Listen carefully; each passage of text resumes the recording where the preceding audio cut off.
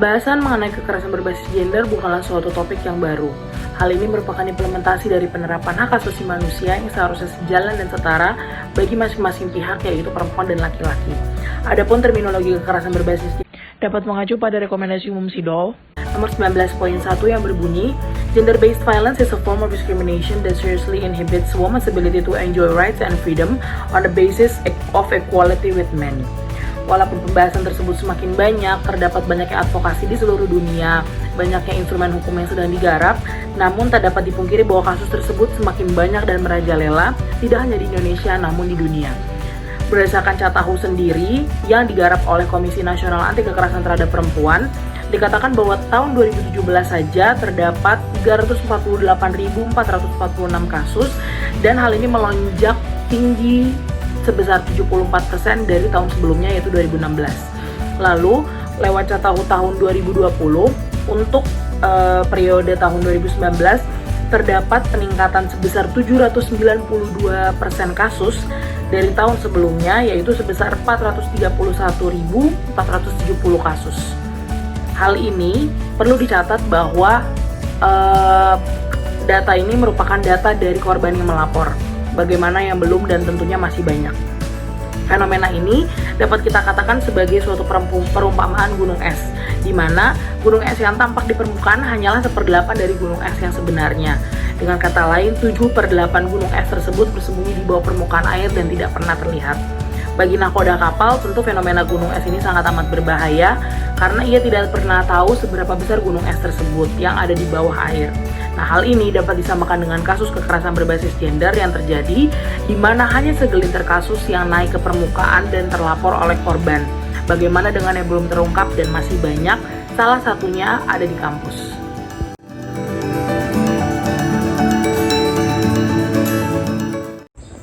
Adapun salah satu bentuk dari kekerasan berbasis gender yaitu kekerasan seksual. Kekerasan seksual sendiri merupakan setiap tindakan baik berupa ucapan maupun perbuatan yang dilakukan seseorang kepada seorang lainnya dengan tujuan untuk menguasai atau memanipulasi serta membuatnya terlibat dalam aktivitas seksual yang tidak dikehendakinya. Terdapat berbagai macam faktor dan salah satu yang terpenting adalah terjadinya relasi kuasa. Relasi kuasa sendiri didefinisikan sebagai relasi yang bersifat hierarkis, di mana terjadi ketidaksetaraan dan atau ketergantungan status sosial, budaya, pengetahuan pendidikan, dan atau ekonomi yang menimbulkan kekuasaan pada satu pihak kepada pihak lainnya dalam konteks relasi antar gender, sehingga merugikan posisi yang lebih rendah. Nah, posisi yang lebih rendah di sini tidak dikhususkan apakah itu perempuan maupun laki-laki, namun seringkali dan mayoritasnya masih perempuan, dan dapat dicontohkan seperti yang terjadi di kampus atau di institusi pendidikan, di mana pengajar atau dosen akan menggunakan kekuasaannya terhadap mahasiswanya untuk melakukan sesuatu yang di luar kehendak si mahasiswa tersebut yang tentunya merupakan pihak yang lebih rendah.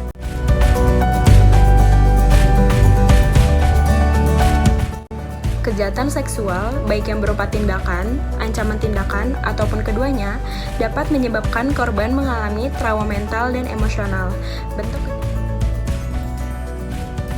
Berakibat terjadinya luka fisik yang bersifat temporer maupun permanen, cacat pada organ reproduksi, bahkan kematian.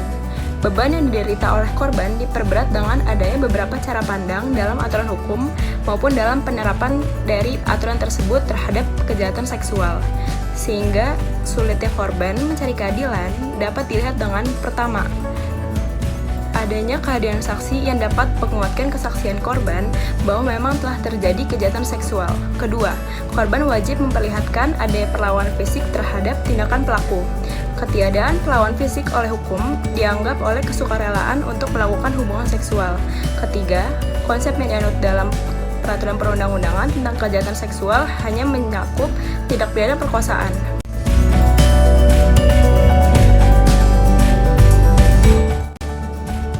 Kalangan penegak hukum masih melakukan beberapa tindakan yang tidak berpandang ketika menerima aduan, seperti menanyakan posisi korban ketika terjadi tindakan kekerasan seksual, atau masih berpikir untuk menyelesaikan kasus ini dengan cara menikahkan korban dengan pelaku.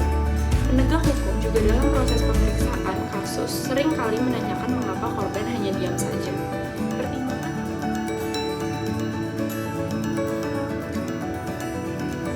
Pertimbangan yang dilakukan aparat penegak hukum untuk menyelesaikan kasus ini seringkali bukan didasarkan dengan kepentingan dan keadilan korban, melainkan pertimbangan dalam rangka ketertiban umum.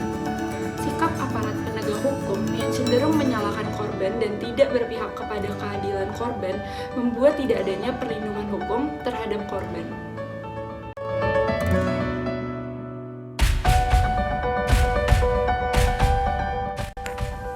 Sempitnya pengaturan kekerasan seksual saat ini belumlah memenuhi rasa keadilan bagi korban. Sejauh ini di dalam KUHP hanyalah diatur sebatas pemerkosaan dan pencabulan. Akibatnya, pelaku kekerasan seksual seringkali lolos dari jeratan hukuman.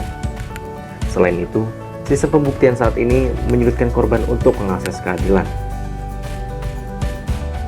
Sudah menjadi urgensi pengesahan RUU penghapusan kekerasan seksual untuk menghentikan impunitas pelaku kekerasan seksual.